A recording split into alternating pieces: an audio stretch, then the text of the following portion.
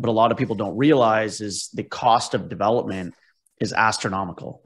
For somebody to build an apartment building or a multi-unit for a 2-bedroom unit, you're almost $20,000 development fees. That's not permits. That's not architecturals or anything like that, but $19,500 per unit, and almost $15,000 for a 1-bedroom apartment. You're listening to the Ottawa Real Estate Podcast with your hosts, Paul Stevenson, David Warren, and Greg Campbell.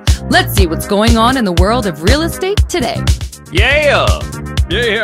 We're back. It is the Ottawa Real Estate Podcast. My name is Paul Stevenson. I'm here with Greg Campbell. Hi. Here with David Warren. Hello. And we love real estate and mortgages and Ottawa. That's what we talk about. It's Halloween yesterday. And today. It's going to be a spectacular show. We're going to be talking about the goblins that are creeping around the Ottawa real estate market. I know Greg's got some more stats for us, and we're just kind of dealing with the hangover of the rate hike last week announced by the Bank of Canada. We kind of alluded to it last week that we weren't too sure exactly how much they were going to increase it. We weren't sure if it was going to be 0.5, 0.75, a full percent. And they ended up increasing it by 50 basis points, so 0.5%.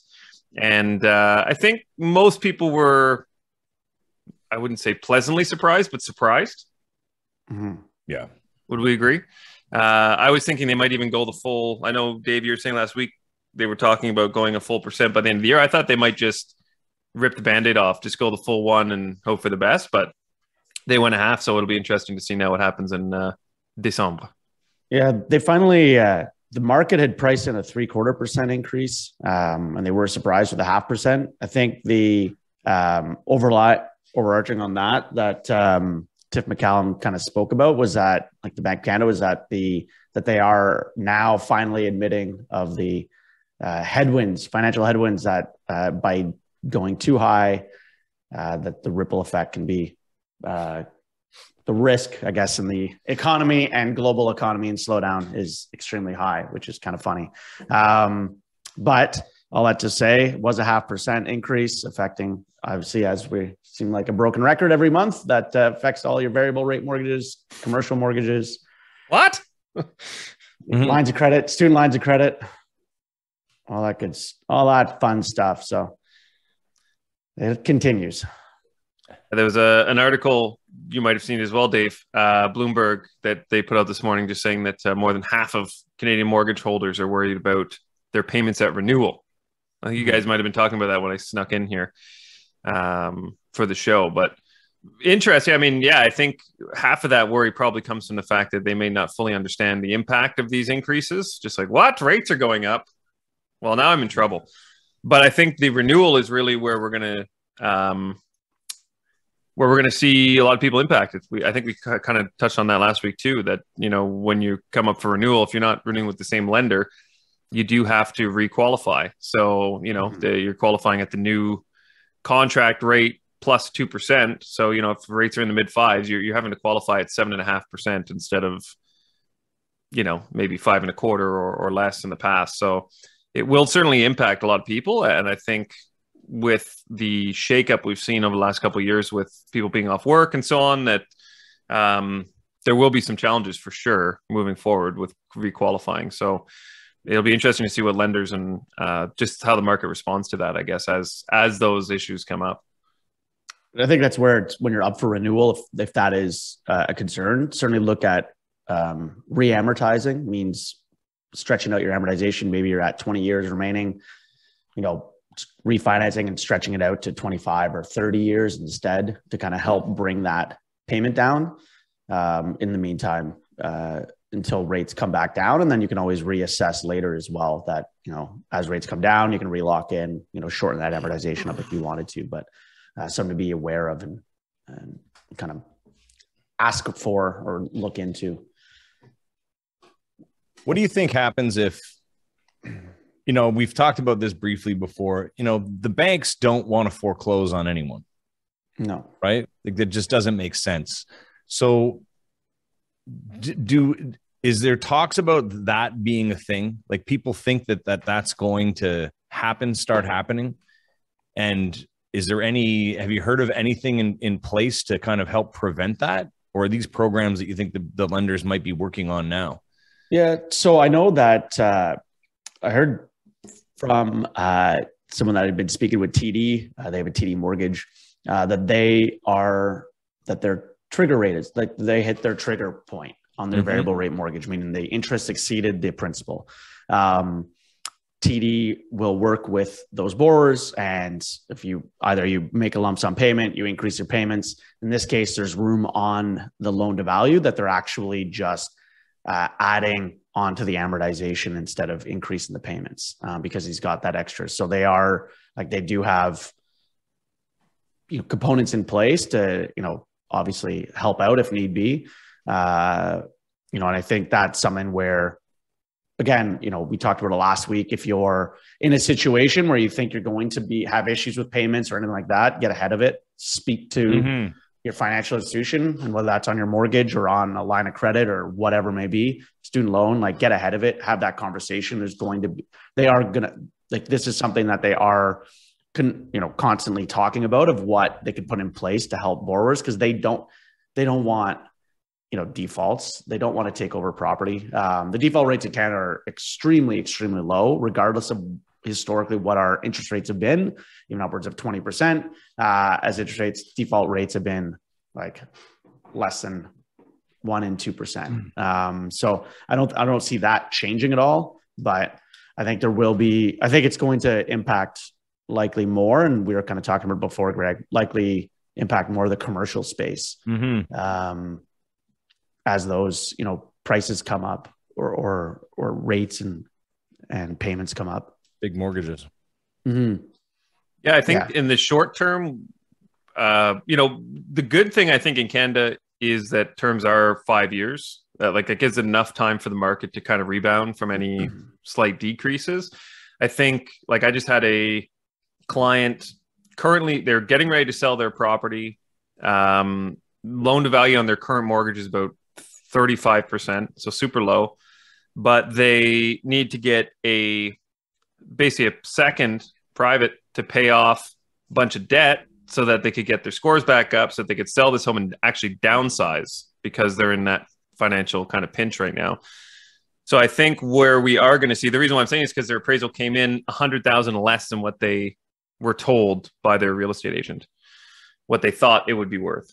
So I think we're going to see some cases where there is going to be that not only sticker shock on the rate, but people are going to be surprised maybe at what their value is on the renewal. It might come in less than what they thought. I know we always say that, values are consistently going up in Ottawa, but I think in the short term, in the next year or two, people coming up for renewal may be surprised at it'll still be up from when they renewed last time, but I think they might be surprised at how much lower it is than what they anticipate it would be at that renewal. Maybe if they're doing equity takeouts, or they want to consolidate some debt because of the last couple of years, or maybe they've been off work or what have you. So I think between the disruptions of employment, the values coming down slightly, the rates being increased, I think we will see, Greg, to your question, I think we will see some challenges, I guess, for those people on renewal.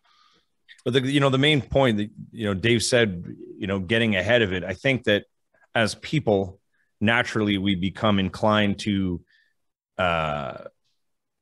be paralyzed by what happens and what we hear in the news, as opposed to taking action.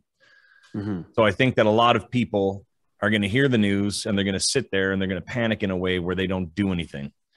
And what we're basically telling you, if you're listening, is that just do something about it, because you don't want to be those people that ignores what's going on around you, and you might be stuck in a situation that you don't want to be in when there's a way out of it.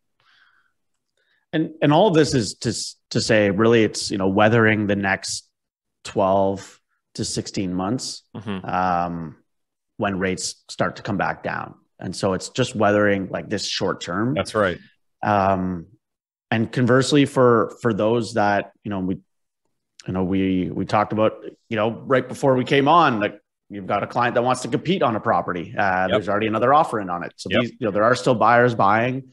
If you are a buyer that, the mortgage payments fit your budget, then, now is also it sounds crazy, but it is a good time to buy because prices have come down. Yes, interest rates are up, but you're typically paying around what you would have paid anyways. If that price was 100,000 more, 150,000 more than what you can get it for now, but your interest rate's higher, conversely to that 150K higher price point with a lower interest rate, like your payments are virtually the same, but you're getting that property at a discount. If those payments can fit your budget, as we come out of this next 16 months, prices will come back up. There was a statistic from Statistics Canada saying that there was 14,120 people that moved to Ottawa during COVID interprovincially.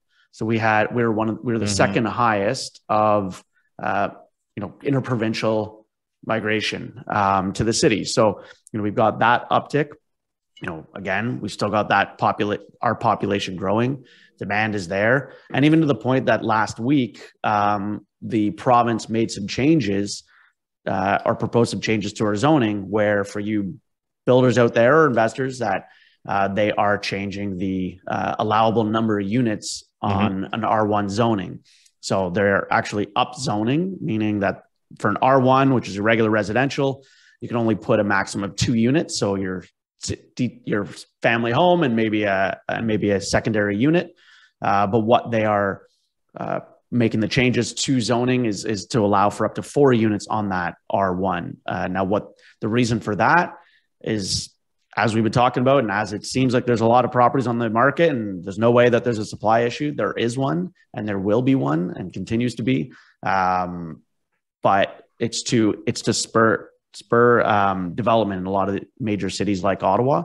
And they're actually looking at decreasing and eliminating development fees on rentals, on affordable housing, things like that. So there are a number of programs that are still being released to target and increase the supply that's out there, because it's not just something that we keep saying, but that even, the provincial government and federal government do know that we have a supply issue. So all that to say is that if you are thinking about buying and those payments can fit your budget, it still is over the next year a good time to purchase, even if the rates are high.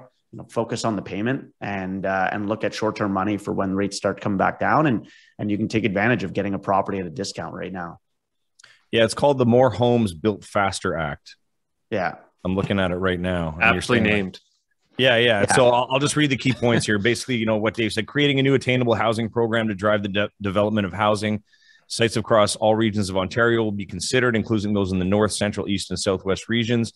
Increasing the non-resident speculation tax from 20% to 25% to deter non-resident investors from speculating, et cetera, et cetera. Freezing and reducing government charges to spur new home construction and reduced cost of housing. Building more density near transit, unlocking innovative approaches to design and construction, and removing red tape to get shovels in the ground faster. Increasing consumer protection measures for home buyers, and consulting on ways to help more renters become homeowners. So, I mean, it sounds delicious. Mm-hmm. And really all this is really aimed at spurring small scale landlords for development. What I've touched on it before, but a lot of people don't realize is the cost of development is astronomical.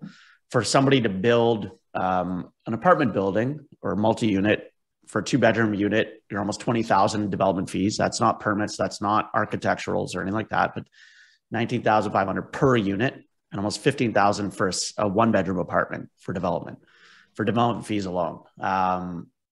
And Toronto, I believe it's 112,000 for a single detached development fees. All of this obviously gets added into your costs of buying, because now that's not going to get eaten by whoever's building that home. That's passed along to the buyer. So there's a lot of these additional fees that are hidden in the cost of home buying, that we freeze them, eliminate them, that it just helps to drive down that cost of ownership, because the cost of development becomes easier and and less costly upfront. That is. So I'm excited to see what this rollout of these zoning changes look like, and if there's any like pushback on them as well. Well, I think what's really great about this is, as we say on the show, especially me saying nothing happens, nothing is happening. This is something that actually happened. Like the law is like, it's now apparently in effect. Am I right? So like, let's see where this Am goes. I right? Am I right? Am I right? Studio audience? I'm right. Yeah, no, I'm interested too how smaller. Sorry, I don't know if you said that was just major urban or not, but I feel like smaller communities are going to take issue with that. Like I know I had a client that was looking at a property just outside of CP, Carleton Place, for anyone in the Ottawa area. And it was in Lanark County, so kind of like Highway 15 to Smiths Falls, kind of in that area. And big lot, almost a 2-acre lot. And we actually called the, I guess it would be the council or whoever, the like city office for severances and so on. And they were basically just telling us for development and so on that you'd have to have at least a 3-acre property to sever it into 2. And even if you had a 100-acre property, you could only sever that into a max of 4 lots in that, because it was outside of the city center. So I'm just wondering with something like that, where they're taking away red tape, like I wonder if they will, like who would make that decision, I guess, or how would that trickle down to those smaller communities so that you can develop more in those areas? So I mean, those restraints are like what's in there, like what's set out for that city in their official plan, if you will. But there are, you can take that to committee and like argue of like why you should be able to do something or a smaller lot, things like that. But if you're buying that to develop, like, you know, you might have people that know that area, they know what has been able to be done for either rezoning or anything like that, or, you know, changing some of those, you know, that official plan. But on the surface level, like that's the max you could do. It's really just being in the know and likely having done it or knowing others that have developed in that area of what is possible. I don't know that it's not like this won't address that. This is really just addressing number of units zoning to R1 zoning and the development costs and all that. But one thing that's interesting. So, and this is a friend and client who's a small scale developer, and we're working on some projects together. And he sent me some notes on this, on just about the zoning, and he's stating that there's a national housing study that showed regulations, including zoning, account for up to 40% of a developer's cost to build, which is absolutely insane. Yeah. So having that reduced and will certainly help to increase that supply. That, you know, like I said, it seems crazy that we're talking about a supply issue still, or that, you know, seeing, you know, Greg, I think you mentioned you have 8 properties, houses, properties for sale. Insane. It kind of seems like there's tons of supply on the market. Like there's no way we have a supply issue, but that's really just people staying in their parents' basement or living with their parents or staying in their rental instead. And so that's driving the rental prices instead and not moving people over to the housing. So it's, you know, it's really just shifting. We're going to wait and see where those people are going. They're going to wait and see. Yeah. So, but yeah, it's crazy. I have 8 properties listed for sale right now. And that's the most that I've had at one time in, I don't know, 4 or 5 years, maybe at one time. Usually it's like, even when I'm busy with listings, it's like, you know, you might have 4 and they sell pretty quick. Right now I've got 8 and it all kind of happened at the same time. You know, happy to have them obviously, but you know, it's pretty slow going. We've got 1 conditionally sold. It's conditional on the sale of another property. You know, I've got a couple out that have no showings. I've got one that's priced really well, tons of showings, but no offers. So it's all over the map. It's just a matter of, you know, maintaining it and having solid relationships with my clients. Buyer wise, I've got a few people that I'm working with, but everyone's taking their time. You know, if they want to offer, they're going to want to offer low. And come in. So we'll see what happens. I mean, some of these may just come off the market, but I'm hoping that we can keep them going through to December and over the holidays need be, because if anyone's out, if anyone's shopping, call me. Got some good stuff for sale. And for all of those 8, sorry, Greg, for all those 8 properties you have listed, are any of them selling? Are all of them selling because they have to, or are some of them selling because they're just testing the market? Like, That's a very good question. Let me just, I'm just going to bring up all my stuff here. This MLS is just like a pig this morning here for me. Like a pig. I don't even know what that means. That's just like a common term. Running like a pig. Bandwidth pig? Pigs are rolling around the mud. Pigs are actually pretty fast. I don't know. So, and it's a good mix. I got a couple towns, like older homes, a brand new $1 million one, a town in Sandy Hill. There's the one that has a conditional sale. They're relocating. Like they're leaving town, I think next week. One is currently, actually 2 of them are rentals. Would like to sell, not absolutely necessary. Understand the market. There's another one. I have another one coming up this week that they need to sell it. One, they've kind of decided that they're not going to get what they're expecting at all. Believe that one's going to come off the market. They're just going to stay put for now. And another one, testing the market, no worries whatsoever. Has money coming in. It's vacant, not concerned. Very, very different scenario there. And then there's another one that I have with my colleague Luca. They're leaving the country in December. So they have to sell, but they're also not too concerned about it. So most people, they want to sell. 75% they don't have to. They don't really have to. Yeah. It's not urgent. And I think that's great for the time right now. Of course, there's another way of looking at it. When your home's on the market, like you want to sell.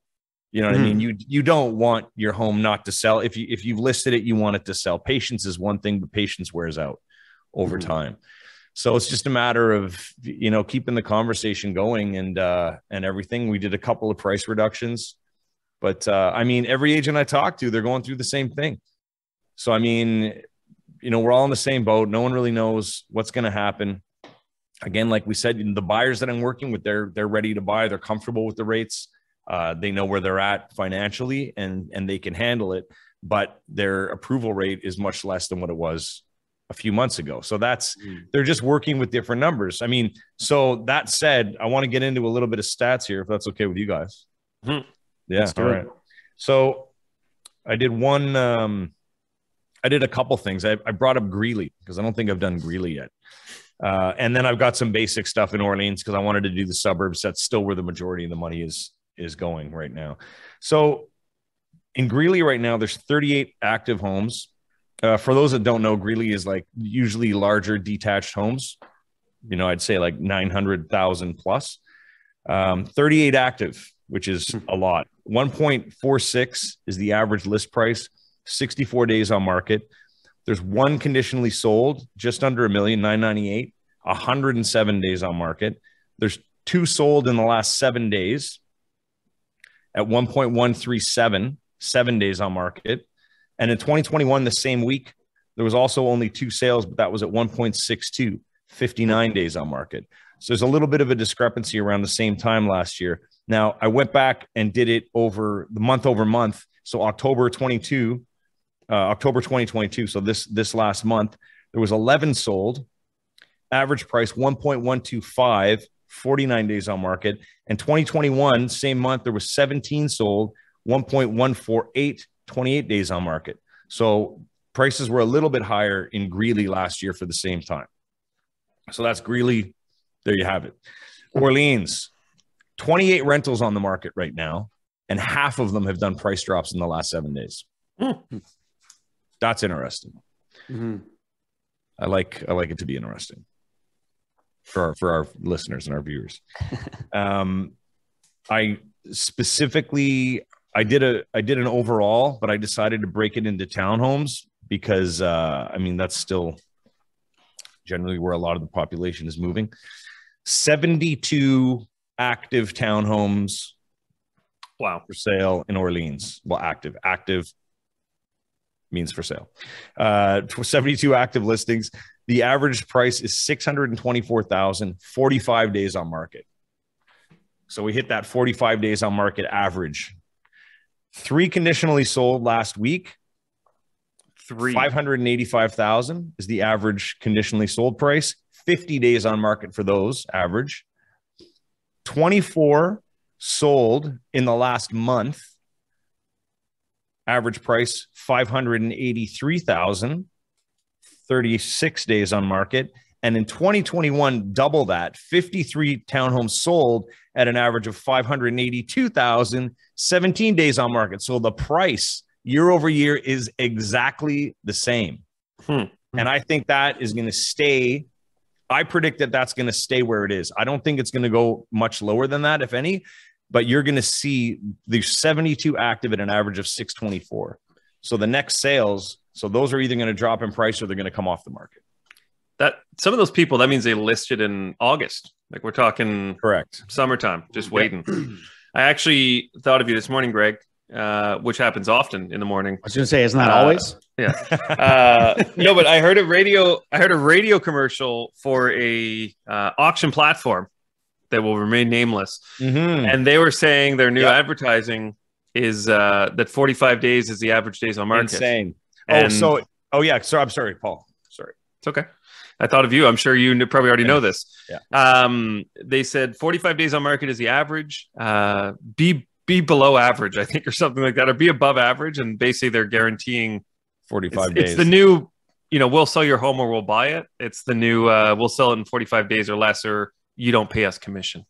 Now, how many rate drops are in there? But I would never, like, making an offer like that in this market is crazy. I think that's opportunity to lose big time, but I think that's where in their contract it's definitely built in of X number of price reduction every week. Yeah. So if it's 45 days, it's probably like 10 days price drop, 20 days price drop, 30 days. It's like $700,000 home. I could sell it for 300,000 as well. Conditions apply. Yeah. Crazy marketing tactic. Yeah. Thought of you though. Yeah. Did I mention that? Not to me, no. But I read that in the news. Hot off the press. Your home sold in 45 days or we sell it for free. Crazy. Silly. Gimmicks, guys, gimmicks. That's exactly what they are. Anyone that's offering gimmicks. I want to give a shout out to somebody here first, if you guys don't mind. Sure. Danny Matta, a longtime listener of the show. I think I may have mentioned him a couple of weeks ago. I'm working with him right now. He is the area sales manager for Sleep Country. And we recently got some mattresses at Sleep Country in Orleans. So he's at the one on 10th Line, and his wife's at the one at Train Yards. But Danny Matta. Oh, can you even see that there? Oh, it's backwards, right? Because it's Oh, that look good. We're good. Anyways, he's great. If anyone wants to get into a mattress, I highly recommend working with Danny. He's a great guy, and he knows his stuff. Little plug. All right. There we go. A little ad in there. A little unpaid ad. A little paid ad. A little supporting my client. That's great. I'm boosting moods. Mood boosts. Got 4 today. Let's see how they go. I got a few Halloween themed ones as well, since tis the season. So 1, why did the computer show up at work late? Had a hard drive. Computer had a hard drive. I like that. 2, why did the developer go broke? Lots of computer jokes here. Why did the developer go broke? Because he used up all of his cash. Don't forget to clear your cash. 3, what do birds give out on Halloween? Tweets. Very topical. Elon Musk. Yeah. Official. And last but not least, what cheese do you serve at a Halloween party? Ghost cheese. Nice. That one didn't hit. that one. That one ended with that one. That wasn't very good. You started off strong. First three were solid. You came in hot and left cool. I just had a very relative. Oh yeah. We need to tell everybody right now. We are going live next Monday, correct? 7 p.m. Yes, we are. Next Monday, 7 p.m. Toe Rep live on YouTube to answer all your questions. It's basically an AMA. Ask me anything. Ask us anything. We hope to have a lot of you listening. Yeah, 7 p.m. YouTube. Sorry, go ahead, Paul. I have one other thing I'd like to promote after your comment. 7 p.m. YouTube. Make sure to subscribe. You'll get notified when we go live next week. And as Greg said, we'll be doing a live Q&A. If you want to throw some questions on the comments of this episode, we can certainly address them as well on that show. We'll go through some past episodes, find some questions that weren't answered, and we'll go from there. Sorry, Greg. Back to you. Back to you, Gregory. Paul. I've been hogging a little bit here at the end. The agency, we have not us, but the founder, one of the founders of the agency, Mauricio Umansky, Buying Beverly Hills, the television show, is coming out on Netflix this Friday. So if anyone's more curious about the agency, its origins, and what it's about, you can watch the show. It'll be a little bit of drama, lots of real estate. It's Mauricio and his family and some other colleagues. And we are also, I wanted to promote that we are doing, we're doing some donations, some fundraising, and you can drop off stuff to either our office in Orleans at 2288 10th line or the Hintonburg office at 85 Hinton. I'm personally collecting clothes for the Boys and Girls Club, and we're doing food donations for the Orleans Cumberland Food Bank out here. So I started that. I'm doing some door knocking, got some flyers going on, and we're doing, if anyone wants to donate, if you have anything, you can just reach out directly. My email's on the page info below. You can comment, call me, whatever. I'm here. We're doing that. And that's just something that we're doing. Thanks, everyone. Awesome. That's awesome. Sounds great. And we'll be back next week live, 7 p.m. YouTube. Thanks for listening.